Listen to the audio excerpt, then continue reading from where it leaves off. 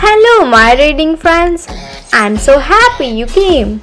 If you like reading books with me, then subscribe to be part of my reading family. Today, we are going to read Grandma's Bag of 20 Inspiring Stories written by Sudha Murty, illustrated by Priya Kuriyan. So, if you have the copy, go get it. Then you can also read along with me. Chapter 9. The Princess' New Clothes. After the mothers went back, Archie took all the children on a shopping spree. They went to the biggest clothes store in the town. Archie had filled her purse with notes and told all the 7 children, "Each of you can buy one dress. It is our gift to you. Remember, I have rupees 500 for each of you to buy one dress." At the store, she chose a nice comfortable chair. The children were allowed to decide which clothes they wanted and in which color. They could go into the trial room and try them out before buying. After an hour, everybody had whatever they wanted except Krishna. She had tried on many dresses, but found fault with all of them. She told Archie, "This store does not have anything nice for me. Shall we go to another one?" "What is wrong with this? It is a well-known store," Archie remarked. But Krishna pouted and complained that she already had the colors and cuts available here. So everyone trooped off to the next shop. There too, after a lot of thought, finally Krishna chose her dress. Archie had been watching all this with a typical soft smile on the way back. As she piled into the taxi, she whispered to Krishna, "It's good you choose a dress finally, but be aware or else you may turn out to be like that princess." "Which princess, Archie?" the children asked. "The one in the story." Archie was now looking out of the window. "Tell us, oh tell us." So Archie told them the story of the princess who never liked any of her clothes. The king and queen of Ullas were very sad. No one was attacking them. The subjects were happy. The farmers had grown a bumper crop. And why were they so sad? Because they longed for a child and did not have one. One day, they learnt of a place in the forest, in the kingdom, where if you prayed hard and well, you were granted your wish. They went there and for many days prayed to the goddess of the forest. Finally, the prayers were heard, and the goddess appeared before them and asked what they wished for. The king and queen bowed low and said, "We wish to have a child." "So be it. You will soon have a little girl," said the goddess, shimmering in the greenery. "But remember, though she will be a loving child, she will have one flaw. She will love new clothes too much, and it will make life difficult for you. Do you still want such a kid?" The king and queen wanted a baby so much they would have agreed to anything. So the goddess granted them their wish and vanished back among the trees. Soon as had been said, the queen gave birth to a lovely baby girl. Oh, what a beauty the little thing was, with her jet black hair and thick eyelashes and long toes and fingers. They named her Beena.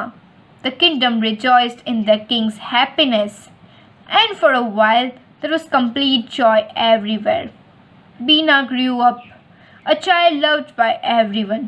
She became prettier by the day, and with her charming manners and ready laughter, she filled everyone's hearts with joy. But as the goddess had said, she did have one flaw. She loved new clothes. She loved clothes so much, she had to have a new outfit every day.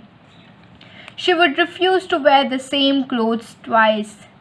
Tailors from all over the kingdom and even outside created beautiful, extraordinary clothes for her. Silk, cotton, wool, you name it, and Beena had a dress or sari of that material. Blues, greens, reds, pinks, every color in nature was present in her wardrobe. For a while, the king and queen were happy to let her have new clothes every day. But soon they realized they were spending all their money and time in finding new tailors and clothes for their daughter. This had to stop. They coaxed and cajoled and pleaded and scolded. But Beena remained unmoved. Her parents understood. This was the flaw the goddess had warned them about, and finally decided to send Beena to the goddess to find a solution. Beena entered the dark green forest and waited for the goddess to appear. She came in a flash of green light which lit up everything around her. Folding her hands, Beena told the goddess why she had come. I know your problem, my child. I will send you a new outfit every day. It will be unique. Its color and design will delight you. But you should remember one thing. You cannot wear anything else or exchange these clothes with anyone else. If you ever do that, your life will be miserable. Happily, Beena agreed to this. After all, why would she be unhappy if she got a new dress every day? From then on, Beena woke up each morning to find an extraordinary new sari or dress lying by her bed, ready to be worn. It was a dream come true for her. She enjoyed herself for no end, choosing matching earrings and bangles and shoes, and everyone kept telling her how pretty she looked. Yet after some months, the excitement died down. No one remarked when Beena sashayed in wearing another fantastic dress. Oh, it's the goddess' gift, they all said. It's not something you or I can ever have, all her friends said, and she shrugged and went her way. Beena grew sad. Then one festival day, while walking near the river, she noticed a girl wearing a simple cotton sari. There was something about the way the girl walked and how attractive she looked, which made everyone turn and stare. Beena noticed how the people were admiring the girl. She became jealous because no one noticed her beautiful clothes any longer. Yet they had such praise for this simply dressed girl. She forgot all about the goddess warning and went up to the girl and said, Will you take my dress and give me your sari in return? It is so lovely that people can't take their eyes off it. The girl was astonished. The famous Princess Beena was offering to take her sari and was giving her a marvelous outfit in exchange. She could not believe her luck and happily gave her sari to Beena. She then wore Beena's dress and went away. No sooner had Beena worn the girl's sari than there was a flash and a bang. Her surroundings changed and she found herself transported deep inside the forest in front of the goddess. Beena, the goddess called. I had told you that you cannot give or exchange the clothes I gave you. But you have done just that.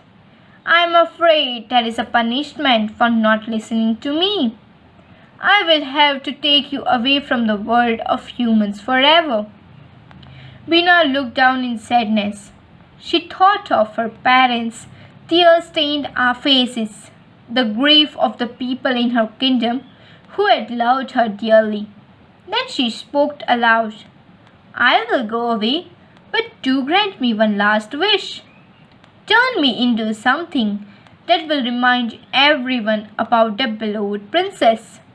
Something they may even find useful. The goddess smiled and turned Beena into a plant. Do you know what plant Beena became? An onion. Have you noticed How the onion has so many layers. Those are all the dresses that Beena once wore. And have you noticed your mother's eyes? Water while she cuts onions. This is because, unknown to ourselves, like all the people in Beena's kingdom, we still shed tears, the beautiful kind-hearted princess. After listening to this story, Krishna wailed, Aji, I don't want to be like Beena. I don't want to get turned into an onion. I promised not to fuss over my clothes from now on. I hope you enjoyed the story today. Don't forget to subscribe to get notified when the next chapter of this book is on my channel.